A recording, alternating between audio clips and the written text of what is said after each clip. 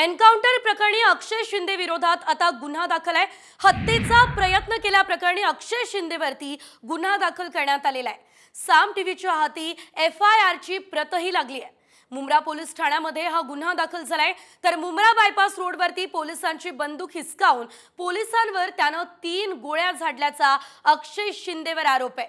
तर अक्षय शिंदेच्या गोळीबारात सहाय्यक पोलीस निरीक्षक निलेश मोरे हे जखमी सुद्धा झालेले आहेत।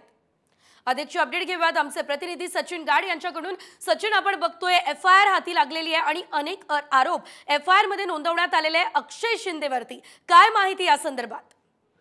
नक्कीच आता अक्षय शिंदेवरती मुंब्रा पोलीस ठाण्यात हत्येचा प्रयत्न केल्याचा गुन्हा दाखल करण्यात आलेला आहे। काल मुंब्रा बायपासवरती पोलीस रिमांडला घेऊन जात असताना अक्षय शिंदेने पोलिसांची बंदूक हिसकावली आणि त्यानंतर त्याने पोलिसांवरती 3 गोळ्या झाडल्या आणि स्वसंरक्षणासाठी जेव्हा पोलिसांनी फायरिंग केली तेव्हा त्या गोळीबारात अक्षय शिंदेचा मृत्यू झाला आहे। अक्षय शिंदेने ज्या 3 गोळ्या चालवल्या त्यात निलेश मोरे नावाच्या सहाय्यक पोलीस निरीक्षकाचा देखील जखमी झाले होते आणि त्याच प्रकरणी आता मुंब्रा पोलीस ठाण्यात हत्येचा प्रयत्न केल्याप्रकरणी अक्षय शिंदे विरोधात गुन्हा दाखल करण्यात आला आहे। निश्चितच धन्यवाद सचिन दिलेल्या सर्व सविस्तर अपडेट्ससाठी।